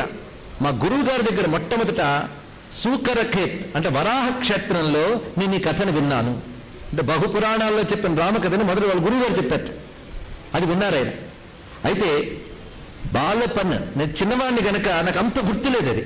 కానీ మా గురువు గారు చిన్నవాడైనప్పుడు అంత గుర్తుండదు, కానీ పెద్దయ్యకు కూడా చెప్తూ నా చేత అలాగలాగా దాని రతి కలిగించారు. అలా గురువులు కలిగించినటువంటి ఆ ఎరుక వల్ల నేను ఈ రామకథను రాయగలుగుతున్నాను. గురువులకు నమస్కారం చేసుకున్నాడు ఇక్కడ. అయితే ఇప్పుడు నేను చెప్పినటువంటి ఈ కథ కొంత అలౌకికమే అన్నాడు. అంటే లౌకికమైన కొలబద్దలకి అందరి కథే నేను రాస్తున్నాను. కథ అలౌకిక్ సునహి జ్ఞాని నహి ఆచరజు కహి అసజాని. ఈ గ్రంథం చదివి ఎవరు ఆశ్చర్యపోకండి అన్నాడు. ఏమిటి కథలు ఇలా ఉన్నాయి? ఒక దగ్గర మొట్టమొదటి కథా ప్రారంభం ఒకటి వస్తున్నారు, చూస్తే మీరే ఆశ్చర్యపోతారు. అలా ఆశ్చర్యపోకండి అని ముందే చెప్తున్నాడు ఆయన. రామకథా కై మితి జగనాహి అసి ప్రతీతి తినిహే తినికే మనమాహి. రామకథకి మితి లేదు, రామకథ అనంతము. అందుకే శతకోటి ప్రవిస్తరమని ప్రసిద్ధిగా మనకు కనబడుతుంది. రామకథ అనంతం. మరి 24,000 శ్లోకాలు పట్టుకుని శతకోటి అంటాడేంటండి వాల్మీకి అంటే? అది అంతేనండి, ఎగ్జాజరేషన్ అన్నాడు ఒక ఆయన. పురాణ సంప్రదాయం తెలిస్తే చదివితే తెలుస్తుంది. పురాణ సంప్రదాయంలో వాల్మీకి మొత్తం 100 కోట్ల గ్రంథమే రచించట. అందులో ఒక్కొక్క లోకంలో కొన్ని కోట్లు ఉన్నాయి. మానవ లోకంలో వాల్మీకి 24,000 శ్లోకాలు ఇచ్చాడయ్యా అన్నారు. అది గ్రహించవలసినది. ఇలా ఎంతో రామకథ ఉన్నది. అంతేకాదు నానాభాతి రామ అవతార రామాయణ శతకోటి అపార. ఇక్కడ తులసీదాసు రామచరిత మానస అంటే ఏమిటో ఆయన చెప్తున్నాడు. ఇది శ్రద్ధగా వింటే గానీ తులసీరామాయణకు అర్థం కాదు కనుక ఇంత విస్తారంగా చెప్తున్నాం. నానాభాతి రామ అవతార, రామ అవతారాలు అనేక రకాలుగా ఉన్నాయి. అందుకే రామాయణ శతకోటి అపార, రామాయణాలు కూడా అనేకములు కనబడుతున్నాయి. కల్ప భేద హరిచరిత సుహాయే భాతి అనేక మూని సనగాయే. ఎందుకంటే రామాయణంలో భరద్వాజ రామాయణం ఉంది, ఆయన మహర్షి. అదేవిధంగా అగస్త్య రామాయణం ఉన్నది, నారద రామాయణం ఉంది, హనుమద్ రామాయణం అని ఒకటి ఉన్నది ఇక్కడ. ఇలా భరద్వాజ రామాయణం, ఇలా ఒక్కొక్క రామాయణం చూస్తుంటే మనకు అధ్యాత్మ రామాయణం మరొకటి ప్రసిద్ధి చెందినది. అది వ్యాసకృతం బ్రహ్మాండ పురాణం అంటారు కొంతమంది, విశ్వామిత్ర కృతం అని చాలా మంది చెప్తూ ఉంటారు. ఇక్కడ అధ్యాత్మ రామాయణం తక్కువ కాదు. ఆ మాటకు వస్తే రామచరిత మానస్కి ఎక్కువ ప్రమాణ గ్రంథం అధ్యాత్మ రామాయణం. పారాయణంలో ప్రభావంలో అధ్యాత్మ రామాయణం ఏం తక్కువ కాదు. వాల్మీకి మనం పెద్దపీట వేస్తున్నాం, సంతోషమే. కానీ చాలామంది సాహితీవేత్తలు ఇతర రామాయణంలో రాముడి యొక్క దైవత్వం విష్ణుత్వం బాగా ప్రకటింపబడ్డంతో ఈ లౌకికంగా ఆలోచించడానికి వాళ్ళకు పొసగక వాటిని కేవలం కల్పనల కింద తీసిపారేసి వాల్మీకి రామాయణం మాత్రమే ప్రమాణం అని చెప్తుంటారు. ఎందుకంటే వాళ్ళు రాముడిని కేవలం మానవుడిగా చూడాలని ప్రయత్నిస్తూ ఉంటారు. కానీ వాల్మీకి కేవలం మానవుడిగా చూడలేదు, అది తెలుసుకోవాలి. కొంతమంది అనుకుంటారు రామాయణంలో ధర్మం ఉంది కానీ భక్తి లేదని. దాన్ని బట్టి వాళ్ళు రామాయణం సరిగ్గా చదవలేదని మనం అర్థం చేసుకోవాలి. ఇక్కడ రామాయణం జాగ్రత్తగా చదివితే రేపల్ల వాసుడి కృష్ణభక్తి ఎంత ఉందో అయోధ్యవాసుడికి రామభక్తి అంత కనబడుతుందండి. జాగ్రత్తగా చదివితే ప్రేమ, రామ ప్రేమను తొలగిసలాడుతుంది. వాల్మీకి హృదయాన్నే తులసీదాస్ తీసుకొచ్చాడే తప్ప లేనిది చెప్పలేదు. అయితే వాల్మీకి రాముడు ఒక్కలాంటి నటులే. రాముడు సాక్షాత్ నారాయణుడైన నరుడి వలే ప్రవర్తించాలి గనక తన నారాయణత్వం లోపల మరుగుపరిచాడు. వాల్మీకి అదే టెక్నిక్ వాడాడు. రాముని నరుడుగానే చూపించాడు, కానీ అంతరంగంలో ఆయన విష్ణువునే ధ్వనింపజేశాడు. కావ్యానికి ధ్వని ప్రాణం కదా, కానీ రామాయణానికి ధ్వని రాముడు విష్ణువుని చెప్పడం. ఆ ధ్వనిని చూపిస్తాడు వాల్మీకి అనేక చోట్ల. అది ఎలా పట్టుకోవాలనేది ఇదివరకు రామాయణ ప్రవచనాలు చెప్పడం జరిగింది. అది పట్టుకునే ఉదయ భాస్కర్ ఇప్పుడు నన్ను పట్టుకున్నాడు ఇక్కడ, ఇంకోటి కాదు. అవునా లేదా? ఆయన కోరికండి ఆవిష్కరణ సభలకు కాకుండా మీరు ప్రవచనాల్లో ఎలా కూర్చుంటారో అలా కూర్చుని చెప్తూ ఉంటే ఎదురుగా కూర్చుని వినాలి అని ఆ ముచ్చట తీరింది. మరి 8 దాటికి జనాలు కూర్చుంటారా అంటే నేను కూర్చుంటానండి అన్నాడు. చాలు, ఆయన కోసం చెప్తాం. అందుకు కల్పభేద హరిచరిత్ర సుహాయి, కల్పభేదాల్లో హరిచరిత్ర చాలా చెప్పబడుతోంది. ఎంత అందంగా తులసీదాసు విన్నవించుకుంటున్నాడు సహృదయులకి. ఇలా వివిధ పురాణాల్లో వివిధ కల్పభేదాల్లో భాతి అనేక మునిసనగాహి అనేక మంది మునులు గానం చేసిన దాన్ని నేను సాధారణంగా తీసుకొని రచిస్తున్నాను. మహాత్ములైన వారు స్వీకరించవలసిందిగా కోరుకుంటున్నాను అంటూ రామచరిత మానసం ఎలా తయారైందో అన్నాడు. మానసం అంటే సరస్సు కదా. ఈ సరస్సులోని జలమేది? రామచరిత మానస సరోవరంలో జలమేమిటి? ఇది ఎక్కడి నుంచి వచ్చిందో చెప్తున్నాడు. కవిత్వం చూడండి, ఎంత మేరకు అవసరమో అంత మేరకే మనం తీసుకున్నాం. నేను సమయం దృష్టిలో పెట్టుకుని స్వారస్యాలు కొన్ని మాత్రమే ఏరుకుని మీ ముందు చెప్పడం జరుగుతుంది. శంభు ప్రసాద సుమతి హులసి రామచరిత మానస కవి తులసి కరయి మనోహర మతి అనుహారి సుజన సుచిత సునిలేహ సుధారి. నేను శంభు ప్రసాదం నాపై ఈ తులసిపై పడింది, దానివల్ల ఇది రచించగలుగుతున్నాను. ఇది ఎలా వచ్చిందంటే వేద పురాణ ఉదది ఘన సాధు బర్షి రామ సుజన బరివారి మధుర మనోహర మంగళకారి. ఇక్కడ విశేషంగా నా యొక్క చిత్తనే సర్వభూమికగా మారింది. దీని నిండా శుద్ధమైన జలం ఎక్కడి నుంచి వచ్చింది అంటే వేద పురాణాలనే సముద్రం నుంచి సాధువులనే మేఘాలు ఏర్పడ్డాయన్నారు. చాలా గొప్ప మాట చూడండి. ఇక్కడ ఎవరికి సముద్రంలో నీళ్లు తాగాలనిపించదు, కానీ అదే సముద్రం నీరు మేఘముగా ఏర్పడి జలం కురిస్తే మనం తాగగలం. అది తెలుసుకోవాల్సింది ఇక్కడ. అందుకే సత్పురుషులు మేఘాల వంటి వారు, వేద పురాణాలు సముద్రం వంటివి అన్నాడు. ఎందుకంటే మనం కూర్చొని వాళ్ళు ఫ్రెష్గా వేదం మొదలు పెడితే తలనొప్పి వస్తుంది. ఇంతవరకు తెలియదు కనుక వాడి మీద గౌరవం ఉంది. తెలియడం మొదలెడితే అర్థం కాదు. అది ఒకటి విషయం. అపారమైన వేదము, అపారమైన పురాణము అనేక రకాల లోతైన సమన్వయాలతో ఉన్నది. రుచించడు మనకి, అది సముద్రం లాంటిదే. కానీ అదే వేద పురాణముల్లో ఉన్న రసాన్నంతటినీ సత్పురుషులు గ్రహించగలరు. గ్రహించేవాడు మేఘాల్లోగా మారిపోతారు. అలాగే వేద పురాణములనే సముద్రము నుంచి ఉన్న రసాన్ని గ్రహించిన సత్పురుషులనే మేఘాలు రామచరిత్రని వర్షాన్ని కురిశాయి. కురిసిన వర్షాన్ని సరస్సు పట్టుకుంది అన్నాడు. ఎంత అందమైన మాట అక్కడ. బర్షహి రామ సుజన బరువారి మధుర మనోహర మంజలకారి సుఖి సుందర సంవాద వర బరచే బుద్ధి విచారి తెహి పావన సుభగ సర్ ఘాట మనోహర చారి. అలా ఏర్పడింది ఈ సుమనోహరమైనటువంటి సరస్సు. ఈ సరస్సుకి సప్త ప్రబంధ సుభగ సోపాన, దీనికి 7 స్కంధములు సోపానములు అన్నారు. 7 మెట్లుట. 7 మెట్లతో దిగుతాం మనం. 7 మెట్లు ఏమిటంటే 7 కాండలు. 7 కాండలు ఏమిటి? బాలకాండ, అయోధ్యకాండ, అరణ్యకాండ, కిష్కింధకాండ, సుందరకాండ, లంకాకాండ అని పేరు పెట్టాడు. యుద్ధకాండ లేదు, ఈయన పేరు మార్చాడు. లంకాకాండ, చివరికి ఉత్తరకాండ అని. ఈయన దాంట్లో సుందరకాండ ప్రమాణం తక్కువగా కనిపిస్తుంది మనకి. బాలకాండ చాలా విస్తారంగా కనబడుతుంది. ఇది ఎందుకు తక్కువ రాశాడు, అది ఎందుకు ఎక్కువ రాశాడు నేను అనకూడదు.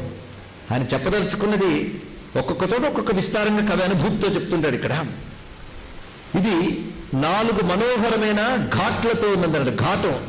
ఘాట్ అంటే ఘట్టము, స్నాన ఘట్టం. ఆ ఘట్టం ద్వారా దిగాలి కదా. అలాగే రామచరిత మానసగా 4 ఘట్టములట. అదేమిటంటే ఘాటు మనోహర చారి సంవాద్ అన్నాడు. సుటి సుందర సంవాద్ ఘాటు మనోహర్. 4 సుందర సంవాదములు ఇందులో ఉన్నాయన్నాడు. అదే మనం ముందు చెప్పుకున్నాం. 4 సుందర సంవాదములు ఉన్నాయి. ఈ 4 ఘట్టములే తులసీదాస రామాయణంలో కనబడుతుంది. అంటే ఈ ఘట్టముల ద్వారా రామకథ మనకు దొరుకుతుంది. ఒకటి యాజ్ఞవల్క్య భరద్వాజ సంవాదం, రెండవది పార్వతీ పరమేశ్వర సంవాదం, మూడవది కాకభుసుండి గరుడ సంవాదం, 4వది తులసీదాసు సత్పురుషుల సంవాదం. ఈ 4 సంవాదముల అనేటువంటి ఘట్టములతో 7 కాండములనేటువంటి మెట్లతో ఏర్పడిన ఈ సరస్సు వేద పురాణములనే సముద్రము నుంచి సాధువులనే మేఘములు కురిపించిన రామకథ రసంతో నిండిపోయిందయ్యా అని వివరించాడు. ఇక్కడ ఇది రామచరిత మానసని మనకి అందిస్తున్నది. ప్రారంభ కథ ఎలా చెప్పాడంటే రామకథ ఏ కల్పంది, ఏ యుగానిది, ఈ లెక్కలు ఎవరికి చెప్పగలరు? ఇప్పుడు కూర్చున్న జీవుడు ఈ దేవుని ప్రకారం ఈ కల్పం అంటాడు, కానీ వీడెప్పటి వాడు కనుక జీవుడికి లెక్కలేదు, ఈశ్వరుడికి లెక్కలేదు. మధ్యలో దేహాలుగా లెక్క. తరించడానికి ఈ కాలం ఈ ఉపాధులు కాదు కావలసినది, పరతత్వం. అందుకే నేను ఏ కల్పన నాటి కథనే తీసుకుంటానన్నాడు. ఇక్కడ అన్ని గుదిగుర్చి రామకథను అందిస్తానన్నాడు. ఒక ప్రశ్న ఇందులో వస్తుంది మనకి. శివుడు ఎప్పుడు రామనామ జపం చేస్తాడు కదా, రాముడు అవతరించక జపం చేశాడా, అవతరించక ముందు జపం చేశాడా అన్నాడు. చాలామందికి ఒక డౌట్. అంతే కదా, రాముడు అవతరించక ముందే జపం చేశాడు. ఆ మాటకు వస్తే రాముడు అవతరించక ముందు లేడా? అవతరించక ముందు ఉన్నవాడే ఆయన అవతరించాడు కదా. కానీ అవతరించక ముందున్న రాముడు ఎవడు? సచ్చిదానంద ఘనుడు. సచ్చిదానందమైన పరబ్రహ్మ ఎప్పుడు ఉన్నాడు. ఆ పరబ్రహ్మ ఆనంద రూపం కనుక ఆనంద రూపాన్ని ఋషులు చేరుకుంటారు. చెట్టు చివరికి ఆనందాదేవ కల్విమాన భూతాన జాయంతే. ఋషుల సాధనలకు గమ్యమైన బ్రహ్మానందమే రామం కనుక రామం అంటే ఆనందం. ఇది ఒకటి అర్థమయ్యా. అది రమంతే యోగినోనంతే సత్యానందే చిదాత్మని ఇది రామపదేనాశం పరబ్రహ్మా విధీయతే. రామ అనగా పరబ్రహ్మము. యోగుల సాధన ద్వారా తురీయ స్థితిలో ఏ బ్రహ్మమును చేరి రమిస్తారో ఆ బ్రహ్మము పేరు రామ అని వివరించారు ఇక్కడ. అందుకు ఆ బ్రహ్మం ఎప్పుడున్నాడు? ఎప్పుడు ఉన్నాడు. అది శివుడు తలంచే బ్రహ్మము రాముడు కనుక బ్రహ్మమునే రామ అంటున్నాడు. ఎందుకంటే రామ అంటే బ్రహ్మం, బ్రహ్మం అంటే ఆనందం, ఆనందం అంటే సచ్చిదానందం. ఆనందానికి సచ్చిత్ అనే లక్ష్యములతో కూడిన ఆనందం అంటే శాశ్వతమైన చిద్రూపమైన ఆనందం ఏదో రామ. ఆ చిద్రూప ఆనందమే ఈశ్వరుడు ఆత్మస్వరూపంగా ఉపాసన చేస్తున్నాడయ్యా. అందుకు రాముడు అవతరించక ముందు నుండి శివుడు రామభక్తుడు. మనకంటే భూత భవిష్యత్ వర్తమానాలు కానీ ఈశ్వరుడికి ఏమిటి? ఇది గ్రహించవయ్యా అంటూ ఒక కథ చెప్తున్నాను విను అంటున్నాడు. ఎవరు? యాజ్ఞవల్కుడు భరద్వాజుడితో. ఆ కథ ఏమిటంటే, ఒకసారి రాముడు సతీదేవి ఇద్దరూ కలిసి వస్తూ ఉన్నారు. ఈ కథ చాలా చమత్కారంగా ఉంటుంది. ఒక అరణ్యంలో ఉన్నారు. అగస్త్య మహర్షి వద్దకు వెళ్ళేట. ఎందుకంటే భక్తుడి దగ్గరికి భగవంతుడు వస్తూ ఉంటాడు, సాక్షాత్కరిస్తారు. అగస్త్యుల వారితో చర్చ చేస్తూ రాముని మహిమ కీర్తించి ఒక్కసారి శివుడు ఆనందానుభూతికి లోనయ్యాడు. అదంతా సతీదేవి చూస్తున్నది. అగస్త్య మహర్షి ఆశ్రమం వదిలి వాళ్ళు వస్తూ ఉంటే సతీదేవి అన్నది శివునితో, నువ్వు రాముడు సచ్చిదానంద ఘనుడు అంటున్నావే, ఎందుకంటే జయ సచ్చిదానంద ఇలా అంటున్నావు. కానీ నాకు తెలిసి రాముడు మానవుడిగా అవతరించాడు. ఆయన సర్వజ్ఞుడు ఎలా అవుతాడు? ఒకవేళ ఉపాధి స్వీకరించిన సర్వజ్ఞుడు అంటే నీలాంటి వాడు సర్వజ్ఞుని కీర్తించాలా ఆయన్ని? ఏమిటి విశేషం అంటే నీకే తెలుస్తుంది. ఆయన ఇప్పుడే ఇటువైపు నుంచి వెళ్తున్నాడు అన్నాడు. సీతా వియోగంతో దుఃఖిస్తూ లక్ష్మణ సమేతుడై రామచంద్రమూర్తి వెడుతున్నట్టు అటువైపు. అది సమయం సరిగ్గా శివపార్వతులు అగస్త్య మహర్షి దగ్గర సంభాషణ చేస్తున్న సమయం అది సరిగ్గా. ఆయన దుఃఖితుడు వెళ్ళిపోతున్నాడు రామచంద్రమూర్తి. ఇదిగో అక్కడ రాముడున్నాడని దూరం నుంచి శివుడు జయ సచ్చిదానంద్ జగపావన్ అసకహి చలేహు మనోజ నసావన్ ఆయన నమస్కారం చేసుకుని జయ సచ్చిదానంద్ జగపావన్ అన్నట్టు శివుడు. అనగానే భార్యావియోగంతో బాధపడుతూ ఏడుస్తూ వెళ్ళిపోతున్నవాడు సచ్చిదానంద ఘనుడు ఎలా అవుతాడు? ఎవరు బాగుందా అనంటే ఆయన అలా కనబడుతున్నప్పటికీ ఆయన సచ్చిదానందుడే సుమా అంటే అయితే ఒకసారి పరీక్ష చేసేస్తాను అన్నది ఇక్కడ సతీదేవి. ఒక్కసారి శివుడు చూశాడు. సరే వెళ్ళిరా, నువ్వు వచ్చే వరకు నీ మర్రి చెట్టు కింద కూర్చుంటానన్నట్ట. సరే శివుడు కూర్చున్నాడు. అమ్మ సతీదేవి, అప్పుడు పార్వతి అనకూడదు, సతీ అనాలి. దక్షపుత్రిగా శివుని వివాహం అప్పుడు రామ కదట. చూడండి ఇక్కడ ఆవిడ రాముడు దూరం నుంచి వస్తుంటే చూసి ఒక్కసారి వేషం మార్చుకుని వెళ్ళింది. ఎలాగో సీతామాతగా సీతాదేవిగా మారి చెట్లలోంచి వెళుతుంది. అక్కడ వెళుతుంటే దూరం నుంచి లక్ష్మణస్వామి రాముడితో అంటున్నాడు, ఏ సీతమ్మను వెతుకుతున్నావు వస్తోంది చూడని. రాముడు ఒక్కసారి చూశాడు. సీత దగ్గరికి వచ్చింది. రాగానే అమ్మా తల్లి జగన్మాత నమస్కారం అమ్మా.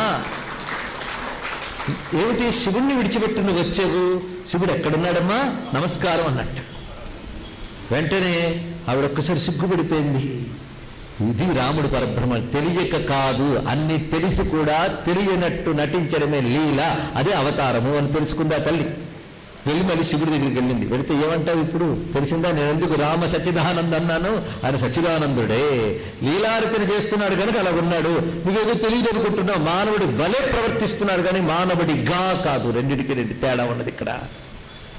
అందుకో మహానుభావుడు ఉన్నాడు. రాముడు శివధనస్సు విరిచాడు, ఏం గొప్ప కాదు. రామచంద్రమూర్తి ఒక్క బాణంతో తాటకను కొట్టాడు, వాలిని కొట్టాడు, రాక్షసుని కొట్టాడు, గొప్ప కాదు.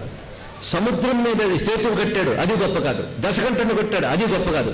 సీతమ్మ కోసం ఏడ్చాడు, అదే గొప్ప అన్నాడు. ఏమిటయ్యా అంటే విష్ణువు ఇవన్నీ చేయడం విష్ణువుకేం గొప్ప కాదు. కానీ విష్ణువు ఏమి తెలియనట్టు నటించి ఏడవడం ఉంది, అదే గొప్ప, అది నటన. అందుకే రాముడికి అదే గొప్ప అన్నాడు ఇక్కడ. అది గొప్ప విషయం ఇక్కడ అన్నాడు.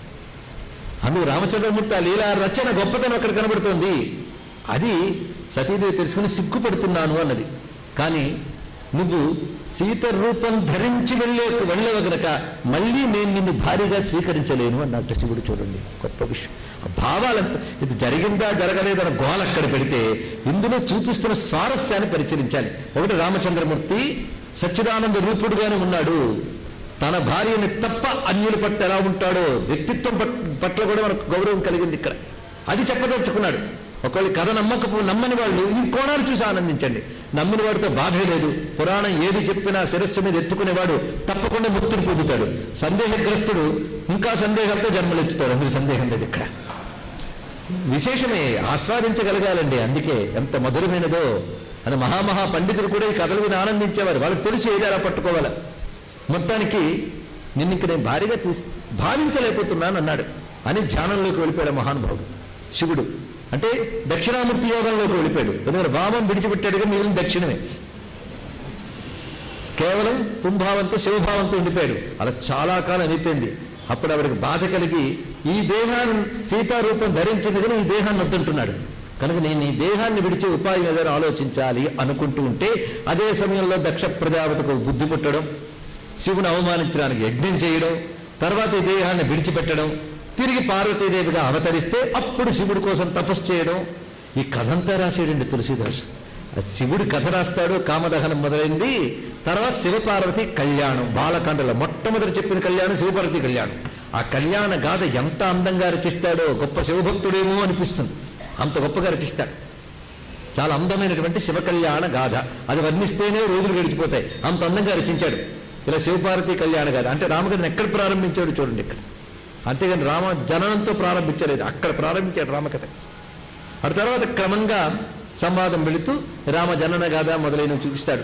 రాముడు ఎందుకోసం అవతరించాడు అనే దానికి మన వాల్మీకి రామాయణంలో 1-2 కారణాలు చూస్తాం.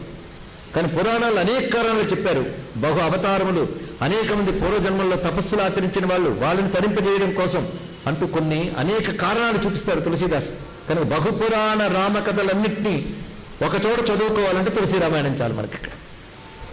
అలా అనేక కారణాలతో రామచంద్రమూర్తి జననం, రామచంద్రమూర్తి యొక్క బాల్యలీలలు ఇవన్నీ కూడా మనకి చాలా మధురంగా వర్ణిస్తారు. రామచంద్రమూర్తి బాల్యలీలలు తులసీదాస్ చెప్పినట్లు ఎవరు చెప్పలేదండి. చాలా విశేషంగా వర్ణిస్తారు. తులసీదాసు ప్రధాన గ్రంథం, ఆధార గ్రంథం అధ్యాత్మ రామాయణం. అది మర్చిపోవద్దు. పైగా రామాయణంలో అడుగడుగున తులసి రామాయణంలో రామ ప్రేమ తొడికిసలాడుతుంది. రామభక్తి.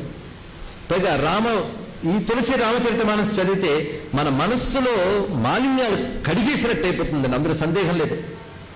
రామచరితమానస్ చదివేక వ్యక్తిగతంగా నాకు కలిగిన అనుభూతి ఏంటంటే మానస సరోవరంలో స్నానం చేసినంత అనుభూతి. ఒక్క మాటలో చెప్పాలి. ఒక నిర్మలమైన భావం, ఒక సాత్విక భావం ఏర్పడుతుంది. అంత స్వచ్ఛమైపోతాయి మన వ్యక్తిత్వాలు. ఆ పాత్ర చిత్రం అంత గొప్పగా కనబడుతుంది. ఒక భరతుడు, ఒక లక్ష్మణుడు, వాళ్ళ పాత్రలు ఎంత సాత్వికంగా కనబడతాయి. ఆ దశరథుడు, కౌసల్య, వాళ్ళ ప్రేమలు ఎంత విశేషంగా వర్ణిస్తాడో. ఒక్కొక్క పాత్ర గురించి అంత గొప్పగా కనబడతాయి. అంతేకాదు మాట తీరులో అడుగడుగున రామభక్తి ఎలా తులుక్సలాడుతుందో ఒక చిన్న ఉదాహరణ. అది రామచంద్రమూర్తి చిత్రకూట పర్వతానికి వెళ్ళినప్పుడు భరద్వాజ మహాముని నేను ఉండడానికి ఎక్కడెక్కడైనా చోటు దొరుకుతుందా అని అడుగుతాడండి. వాల్మీకి రామాయణంలో ఉంది. వెంటనే భరద్వాజుడు ఏం చెప్తాడంటే ఇక్కడికి దగ్గర అరణ్యం ఉంది, అక్కడ ఆశ్రమం కట్టుకోండి అని చెప్తాడు. ఇది వాల్మీకి రామాయణంలో. కానీ తులసి రామాయణంలో నాకేదైనా చోటు ఇక్కడ దొరుకుతుందా అని అడిగితే, నాకు చోటు చూపిస్తావా, నేను ఎక్కడ ఉండాలి అని అడిగితే చెప్తాడు. భరద్వాజుడు చెప్తాడు ఈ మాట, నాకు చోటు చూపిస్తావా, ఎక్కడుంది? ఇది ప్రశ్న రాముడు అడిగితే భరద్వాజు చెప్తున్నాడు. పూచహు మోహితి రహో కహామై పూచత సకుచావు జహాన ఓహు తాహదేహు కహి తుమహి దెఖావో ఠావు. నువ్వు నేను ఎక్కడుండాలని అడుగుతున్నావు, నేను అడుగుతున్నాను నువ్వు ఎక్కడ లేవని అన్నాడు ఇక్కడ భరద్వాజు. అమ్మ అని సరే నువ్వు ఎక్కడుండాలో నేను చెప్తున్నాను వినవయ్యా, ఇవి కోరుకుంటున్నాను, నువ్వు ఇక్కడుండు. ఆ మాట ఎంత మధురంగా ఉందో మనకంత సందేశం కూడా అందిస్తాను చూడండి. కామకోహు మధుమాన మోహ లోభన చోభన రాగన ద్రోహ జిమికే కపట దంభన హిమాయ తిమికే హృదయ బస రఘురాయ. నువ్వెక్కడుండాలి అంటే వాల్మీకి రామాయణం ఏమిటి? అడవిలో ఆ చోటు ఉంటుంది. కానీ ఈయనేం చెప్తున్నట్టే కామ క్రోహ మద మాన మోహ లోభ రాగ ద్రోహ కపట దంభ మాయ ఎవరి హృదయంలో ఉండదో ఆ హృదయం నీ చోటయ్యా, అక్కడుండు. సబకే ప్రియ సబకే హితకారి దుఃఖ సుఖ సరసి ప్రశంసాగారి కహరి సత్య ప్రియ బచన విచారి జాగత సోబత సరస తుమ్హారి తుమ్హి చాడిగతి దూసిరి నాహి. ఎవడైతే అందరికీ ప్రియంగా హితంగా ప్రవర్తిస్తాడో, ఎవడు సుఖదుఖాల్లో సమబుద్ధి కలిగి ఉంటాడో, ఎవడు సత్యమైన ప్రియమైన వచనం పలుకుతాడో అటువంటి వారి హృదయంలో నీకు చోటుందయ్యా. అడవిలో చోటు ఎక్కడంటే నీ చెప్తాడు మహానుభావుడు. తుమహి చాడి గతి దూసెర నాహి రామ బసగ తినిహి మనుమాయి జననీ సమజానహి పరనారి ధన పరావి భిషతే విషభారి. నువ్వు తప్ప ప్రపంచంలో మరొక విషయం పట్టని వాడెవడో వాడు హృదయంలో నీకు చోటయ్యా. పరస్త్రీని తల్లిలా చూసేవాడు, పరధనాన్ని విషంగా చూసేవాడెవడో వాడు హృదయం నువ్వుండే చోటు. జే హర్షహి పర సంపత్తి దేఖి దికితి హోహి పర విపతి విశేషి. ఇతరుల యొక్క సంపదను చూసి సంతోషించేవాడు, ఇతరుల దుఃఖాన్ని చూసి దుఃఖించేవాడెవడో వాడు హృదయంలో నీకు చోటయ్యా. జనహి రామతో ప్రాణపి ఆరే తినికే మనసు శుభ సదన తుమ్హారే. ప్రాణాల కంటే నిన్ను హితంగా ఎవడు ప్రేమిస్తాడో వాడు హృదయం నీ చోటు. దీన్ని బట్టి భగవంతుడు ఎవరు హృదయంలో కనబడతాడు అనేదాన్ని చెప్పాడు ఇక్కడ చెప్పకనే. అది కూడా సందర్భం ఎంత గొప్పది. నాకు చోటెక్కడా అని రాముడు అడిగితే నీ చోటు ఇక్కడా అని చెప్పాడు భరద్వాజుడు. అంటే సందర్భాన్ని కవి కల్పనగాని చమత్కారంగాని ఎలా చూపించాలో ఇప్పుడు గ్రహించారు కదా. ఇప్పుడు తులసి రామాయణమా వాల్మీకి రామాయణమా? తులసి రామాయణమే. తన అనుభూతితో అని చెప్తున్నాడు ఇక్కడ. స్వామి సఖాపుత మాత గురు జిన్నకే సబుతుము తాత మని మందిర తిన్నకే బసహు సీయ సహితుదో భ్రాత. ఎవరైతే నేను స్వామిగా, సఖునిగా, తండ్రిగా, తల్లిగా, గురువుగా, సర్వముగా భావిస్తారో వాళ్ళు మనస్సేని అసలైన చోటు. ఈ మాటతో పూర్తవుతుంది మొత్తానికి. ఇక రామచంద్రమూర్తి అరణ్యవాసం చేసేటప్పుడు అక్కడ ఉన్నటువంటి వారందరూ రాముడి పట్ల చూపించిన ప్రేమ మనం చదువుతూ ఉంటే మొత్తం రామచరిత మానసము అంటే రామ ప్రేమ సాగరము. అది ఇక్కడ రామ ప్రేమ అనేవాడు రెండు అర్థములు. రామునికి మనపై ఉన్న ప్రేమ, మనకి రాముడిపై ఉన్న ప్రేమ, ఈ రెండు ప్రేమలు కలిసిపోయి ప్రవహిస్తే దాని పేరు రామచరిత మానసం, మరొకటి కాదు. అందుకు అడుగడుగునా రామ ప్రేమ అయిన దయ, రామ భక్తుల ప్రేమ అయినటువంటి భక్తి, రెండు కలిసి కనిపిస్తుంటాయి. అంతేకాదు రాముడు అడవిలో తిరుగుతూ ఉంటే ఆ పశువులు పక్షులు అవన్నీ ఆయన చుట్టుముట్టడం, ఆయన చూస్తూ ఆనందపరసులైపోవడం, ఇవన్నీ వర్ణిస్తాడు ఆయన. పుంసాం మోహన రూపాయ అనే మాట అక్కడ కనబడుతుంది. ఇక్కడ సర్వసత్వ మనోహర అని హనుమంతుడు అన్న మాట మనకి రామచరిత మానసంలో కనబడుతుంది. ఎందుకంటే వాల్మీకి మాటలు ఉటంకిస్తున్నాం. వాల్మీకి చెప్పిన దాన్నే చెప్పాడు తప్ప వాల్మీకుల్లో అంత భక్తి లేదండి అనేవాడికి అసలు వాల్మీకిపై భక్తి లేదు. అది ఉంటే మనకు అర్థమవుతుంది అక్కడ ఏం చెప్పాడు. ధన్య భూమి వన పంథుపహార జగ జగన్నాథ పా ఉతముధార ధన్య బిహగ మృగ కాననచారి సఫల జనము భువి తుమ్హి నిహారి. రామచంద్రమూర్తి అడుగుపెట్టినటువంటి అడవి, కొండ, అక్కడ ఉన్నటువంటి చెట్లు, చేమలు, పశువులు, పక్షులు, మహర్షులు, మహాత్ములు, గంధర్వులు, సిద్ధులు అందరూ ధన్యులే. ఇది చూపిస్తాడు ఇక్కడ. అంతేకాదు సుందరకాండలో ఆయన చూపించిన చమత్కారాలు చాలా విశేషంగా ఉంటాయి. వాల్మీకి రామాయణంలో హనుమంతుడు లంకలోకి ప్రవేశించినప్పుడు విభీషణుడితో సంభాషించినట్టు కనబడదు. కానీ తులసి రామాయణంలో విభీషణుడు హనుమంతుడు మాట్లాడుకుంటారు. అయితే వాల్మీకి చెప్పలేది అని చెప్పాడా అంటే వాల్మీకి చెప్పకుండా చెప్పినది ఈయన చెప్పాడు. ఎందుకంటే వాల్మీకి ఒక మాట అంటాడు, హనుమంతుడు సంచరించేటప్పుడు సత్పురుషులు మహాత్ములు అయిన వాళ్ళని చూసి సంతోషించాడు అన్నారు. ఇక్కడ ఆ సత్పురుషులు మహాత్ములు ఎవరు? లంకలో విభీషణుడే. అంతేకాదు అంతా తగలబెట్టాడు కానీ విభీషణుడు ఇల్లు విడిచిపెట్టాడు. అంటే ఆయన ఏంటో తెలుసు కనుక. ఇక్కడ విభీషణుడు హనుమంతుడు మాటలు ఉంటాయండి, హృదయం కరిగిపోతుంది రామభక్తు ఉన్నవాడికి. ఈ రీసెర్చ్ స్కాలర్స్ కరగదు, అది వేరే విషయం. వాళ్ళు చూసే చూపు వేరు, భక్తుడు చూసే చూపు వేరు. అందులో చూపిస్తారు అద్భుతమైన మాట. హనుమంతుడు విభీషణుడితో కలియగానే రాముడి గురించి చెప్పగానే విభీషణుడు ఆనందపరుసుడు అవుతాడు. అంటూ ఒక మాట అంటాడు విభీషణుడు, నేను రాక్షస పుట్టక పుట్టేనే, రాక్షసుణ్ణే, ఇలాంటి అసహ్యకరమైన ఉపాధి పొందిన నేను రాముణ్ణి ఆశ్రయిస్తే రాముడు చేరదీస్తాడా? రాముడు కరుణకుని పాత్రుడునా అంటే బాధపడకయ్యా, కోతి పుట్టుకు పట్టి నన్ను చేరదీశాడు కదా, నిన్నెందుకు చేరదీవి అంటాడు హనుమంతుడు. ఆ చెప్పేటప్పుడు భావం ఏంటంటే ఆయన భక్తినే చూస్తాడు కానీ ఉపాధిని చూడడు అనే భావాన్ని చెప్పడం ఎంత భక్తి లేకపోతే రచిస్తారండి ఇక్కడ. ఇక ఈయన కవిత్వంలోని చమత్కారాలు ఎన్నో చెప్పచ్చు, కానీ సమయం దృష్టిలో పెట్టుకుంటే కాకభుషుండి కథ కూడా చాలా విశేషంగా ఉంటుంది. కాకభుషుండి గరుత్మంతుడికి చెప్తాడు, రామోత్తరయ్యేదే ఎప్పటి నుంచి, రాముడు పుట్టక ముందు నుంచి అన్నాడు. ఇదేంటయ్యా అంటే, నీకు తెలిసి రాముడు పుట్టక ఈ త్రేతాయుగంలో, నాకు తెలిసి అందరు రాములను చూశాను, ఏనాటు రాముడిని నేను చూశాను. ఇవాళ ఈ జన్మ రావడం మేరకు నాకు ఎన్నో జన్మలు ఉన్నాయి. ఒకప్పుడు నేను మానవ జన్మ పొందాను, ఆ జన్మలో నేను శివభక్తుడిని, విష్ణుద్వేషిని. కానీ మా గురువు గారు నాకు శివమంత్రం ఇచ్చారు, కానీ చెప్పారు శివకేశవుల మీద భేదం చూడకరా అని చెప్పారు. ఆ చెప్పాడు అని ఇచ్చిన మంత్రం పుచ్చుకున్నాను కదా అని భేదంతోనే ఉన్నాను నేను. ఒకసారి జపం చేస్తుంటే గురువు గారు అటు వచ్చారు, లేచి నమస్కారం కూడా చేయలేదు నేను. ఎందుకంటే గురువు ఎందుకు, గురువు ఇచ్చిన మంత్రం చాలు అనుకునే వాళ్ళకి పట్టే గతి చూడండి. ఇక్కడ మంత్రం చేసుకుంటున్నట్ట, మంత్రంలో శివుడు గొప్ప, ఈ గురువు ఏమిటి అనుకున్నాడు. అంటే మొదటే గురువు చెప్పిన మాట లేదు ఇది, కానీ గురువుకి కోపం ఉండదండి. ఆయన తనమానాన్ని తాను వచ్చి శివదర్శనం చేసుకుంటున్నారు. ఈ లోపల శివుడికి మహా కోపం వచ్చి, నువ్వు కొండ చిలువ పుడతావని చెప్పించేసేట. ఎందుకంటే గురువు కోపగించుకుంటే శివుడు రక్షించగలడు కానీ, శివుడు కోపగించుకుంటే గురువు రక్షించగలడు కానీ, గురువు కోపగించుకుంటే శివుడు కూడా రక్షించలేడు. అది ఆ కథను ఇక్కడ చెప్తున్నాడు తులసీదాస్. ఎప్పుడైతే శివుడు కోపగించుకున్నాడో గురువు స్తుతి చేస్తాడండి. ఆ స్తుతి ఇప్పటికీ ఔత్తరాహికులు చాలా మంది పారాయణ చేస్తుంటారు. రుద్రాష్టకం అనే పేరుతో చేస్తుంటారు, సంస్కృతంలో రాశాడు ఈయన. అప్పుడు గురువు ప్రార్థన చేస్తాడు, నా శిష్యుడికి ఆ బాధ లేకుండా చేయవయ్యా అంటే, ఎంత దయ్యయ్యా నీకు, అందుకే గురువులు అంత గొప్పవారు అని చెప్పి శివుడు సరే అని అనుగ్రహిస్తాడు. అప్పుడు నా గురువులు తెలిసి పాదాల మీద పడ్డానయ్యా. ఆ జన్మలో అలాగా క్రమంగా నాకు శివకేశవుల మధ్య భేదం పోయి అయోధ్యలో ఉన్న రామచంద్రమూర్తి మీద ప్రేమ పెరిగింది. తర్వాత నేను కాకి జన్మ ఎత్తాను. ఆ కాకి జన్మ ఎత్తడానికి ముందు నేను ఒక మంచి యోగ్యుడైనటువంటి జ్ఞానిగానే పుట్టాను. కానీ గురువైన లోమస్ మాస్టర్ దగ్గరికి వెళ్తే ఆ నిర్గుణ బ్రహ్మవాదం గురించి చెప్తూ ఉంటే నాయనతో కుతర్కం చేసి ఆయన వాదన మీద వాదన చేస్తున్నాను. ఆయనకు చాలా కోపం కలిగింది. కోపం కలిగి నన్ను చెప్పించాడు. అంత సత్పురుషుడు కోపం కలిగిందా అని అంటావేమో అంటూ ఉపమానం చెప్తాడండి. అందుకు చెప్పాం ఇక్కడ, ఎంత చందన వృక్షమైన బాగా రాపిడి పెడితే దాని నుంచి కూడా మంట వస్తుంది కదా అన్నాడు. ఎంత మాట, గొప్ప మాట. ఇక్కడ చల్లని చందన వృక్షమైనా రాపిడి పెడితే మంట వచ్చినట్టు, మహాత్ములైన మాటకి సతాయిస్తే వాళ్ళకి కోపం వస్తుంది, ఘర్షణ వల్ల కోపం వస్తుంది. కోపం వచ్చి కాకైపోవని చెప్పించాడు.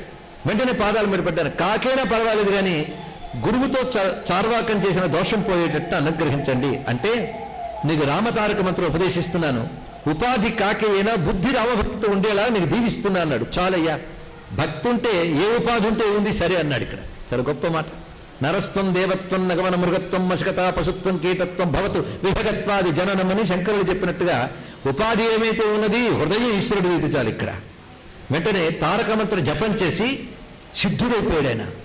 సిద్ధుడై అప్పటి నుంచి నేను తపస్సు చేసుకుంటే ఇక్కడ కూర్చున్నాను. గరుత్మంతుడు చెప్తున్నాడు, నిన్ను చూసి జ్ఞానం నేర్చుకోమని శివుడు నాకు పంపితే నీ దగ్గరికి వచ్చానయ్యా అన్నాడు గరుత్మంతుడు. చూసారా, గరుత్మంతుడు అంతటి వాడు కాకి దగ్గరకు శిష్యుడయ్యాడంటే, గరుత్మంతుడు ఉపాధి గొప్పదా, కాకోపాధి గొప్పదా? ఉపాధి కాదు, కాకి ఉపాధిలో ఉన్న కాకభుషుండనే మహర్షి యొక్క తపస్సు గొప్పది. అది తెలుసుకోవాల్సింది. అది ఉపాధి దృష్టి పెట్టుకోకు, సాధన మీద దృష్టి పెట్టడానికి ఇది పనికొస్తుంది. అలా రామతారక మంత్ర సిద్ధి పొందినటువంటి వాడు రామతత్వాన్ని బోధిస్తాడు కాకభుషుండి. ఇది గొప్ప అద్భుతమైనటువంటి ఘట్టం. ఈ రామచరిత మానసులో చివరి కనబడుతుంది. దీన్ని ఎంత చక్కగా అనువదించాలో అంత చక్కగా అనువదించారు నిడుమోలు ప్రసూనమ్మ గారు. నేను చదవడం జరిగింది 2 ఘట్టాలు కూడా ఇక్కడ. ఆ తర్వాత రామచంద్రమూర్తి కళ్యాణ ఘట్టం ఒకటి చాలా రమ్యంగా వర్ణించారు. ఇక్కడ ఉపమానాలు ఉంటాయండి. శివధనుస్సును విరవడానికి వచ్చినప్పుడు కొందరు కదిలించలేకపోయారు, అది చూసి కొందరు నవ్వారు. ఆ కదిలించబోయేవారు నవ్వులు పాలైపోయారు. అది ఎలాగంటే ఉపమానం చెప్తున్నాడు.